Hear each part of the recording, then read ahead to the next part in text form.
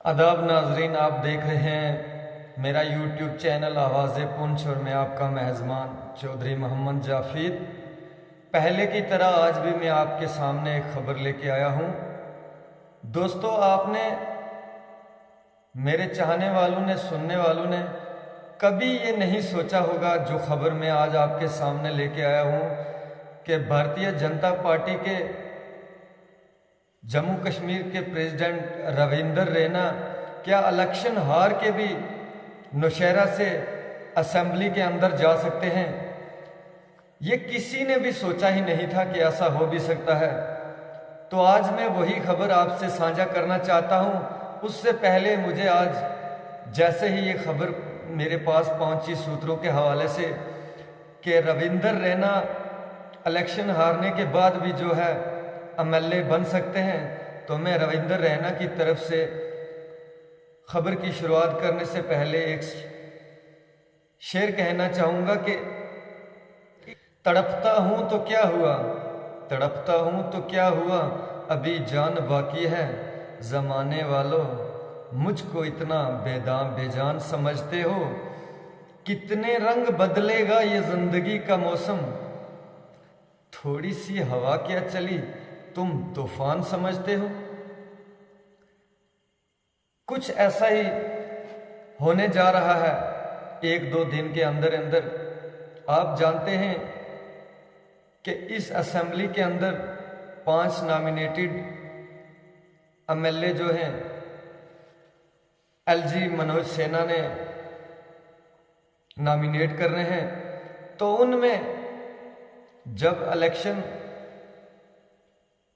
Voting हुई थी तो उस वक्त एक आवाज़ उठी थी को बीजेपी के अंदर से जो है 5 नाम वो तय कर दिए गए हैं जो एलजी मनोज सिन्हा ने जो है नॉमिनेट करने हैं। तो उन लिस्ट में के अंदर जो नाम थे मैं वो आपको बताता चलूं। उसमें सबसे आगे नाम चल रहा था संजीता डोगरा। मैं पहले आपको बताता चलूं कि इसमें जो 5 एमएलए बनेंगे उसमें फॉल करते हैं जो वो एक आ गया पीओके का रिफ्यूजी, 2 आ गए कश्मीरी पंडित, उसमें भी एक महिला है, और 2 आ गई महिला। कुल मिला के ये जो 5 नामजदगी जो है वो करनी थी।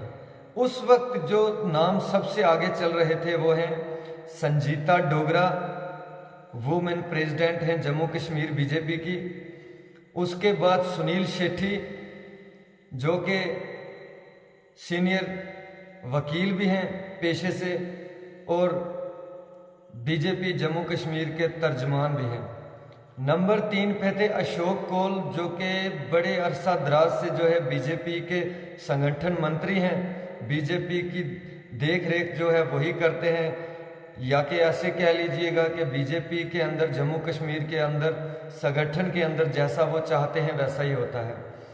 तो नंबर 4 पे जो है वो थी रजनी सेठी जो कि बीजेपी की ये भी एक तर्जमान है जम्मू कश्मीर की। और 5वें नंबर पे थी फरीदा खान, सचिव हैं बीजेपी की और सामाजिक कार्यकर्ता भी हैं। ये 5 नाम जो है इलेक्शन से पहले तय किए थे और उस वक्त बीजेपी ये भी सोच रही थी कि इन 5 नामों की हमें ज़रूरत पड़ सकती है जब असेंबली के अंदर हमने सरकार बनानी है। हुआ ऐसा कि किसी ने सोचा नहीं था कि पूरे जम्मू कश्मीर के अंदर बीजेपी का परचम लहराने वाले रविंदर रैना भी अपनी सीट हार जाएंगे, और किसी ने सोचा नहीं था कि बीजेपी के इतने कम नंबर आएंगे कि बीजेपी हुकूमत बना ही नहीं पाएगी। और जब गिनती हुई तो गिनती तक जो है बीजेपी की उम्मीदें पूरी टिकी हुई थी कि इन 5 एमएलए की हमको ज़रूरत पड़ेगी अपनी हुकूमत बनाने के लिए जम्मू कश्मीर में, लेकिन वहाँ तक बीजेपी पहुँच ही नहीं सकी और नेशनल कॉन्फ्रेंस अकेली अपने दम पे जो है सरकार बनाने के करीब पहुँच गई। और साथ में अन्य दल जो थे वो भी 4-5 मिल गए, और उसके बाद जो है कांग्रेस पार्टी की जो सीटें थी वो भी ये कुल मिला के 52-53 पे इनका आंकड़ा जो है वो पहुँच चुका था। तो अब मैं आपको बताता चलूं कि आज जो है बीजेपी के सूत्रों के हवाले से ये खबर हम तक पहुंची जो मैं आपसे साझा करना चाहता हूं कि ये जो 5 आदमी की लिस्ट थी, इसमें से एक नाम काट के रविंदर रैना का नाम जो है वो सरे फहरिस्त लाया गया है। जब ही ये नाम एलजी लॉन्च करता है, अभी तो देखा जाएगा इसके अंदर बहुत सी परेशानियां भी आने वाली हैं, क्योंकि कांग्रेस ने हाई कोर्ट में इसके खिलाफ जो याचिका भी है दर्ज कर दी है। तो देखते हैं आगे होता क्या है। अभी तक तो कोई खबर सामने नहीं आई कि क्या हल बर्दारी से पहले ये नाम सामने आएंगे या नहीं आएंगे। जैसे ही आएंगे, उधर पार्टियां जितनी हैं वो इस पे राजी नहीं होंगी। तो एक उमर अब्दुल्ला का बयान भी सामने आ गया कि बीजेपी को उन्होंने कहा कि अगर ये मशवरे से ये नाम लिए जाए आगे तो बड़ी बात होगी। ये तो अब देखना है क्या होगा, लेकिन एक बात पूरी तय है कि जैसे ही इलेक्शन में रविंदर रैना हारे और पार्टी ने या चंद लोग पार्टी के अंदर हैं जो संगठन के, आप ये जानते ही हैं कि रविंदर रैना चाहे कुछ भी हो, कितना भी उन्हें बुरा भला कह लें, लेकिन एक बात जाहिर है कि पीर पंचाल के अंदर और पूरा जम्मू कश्मीर के अंदर जहाँ जहाँ भी मुसलमान आबादी वाली सीटें थी, वहाँ पे बीजेपी आज से 10 साल पहले 500, 2000, 3000 वोट पे सिमट जाती थी। आज ये जो 20-20, 22-22, 27-27 हज़ार पौंच रजौरी के अंदर जो बीजेपी ने वोट लिया, उसका सीधा सीधा श्रेय जो है वो जाता है रविंदर रैना को। रविंदर रैना ने एक बड़ी अच्छी पोजीशन पे ये जो बीजेपी के प्रेसिडेंट बने रहे, हर घर के अंदर बीजेपी का परचम लहराया। इस बात को कोई भी भुला नहीं सकता कि रविंदर रैना ने पार्टी के लिए कुछ नहीं किया।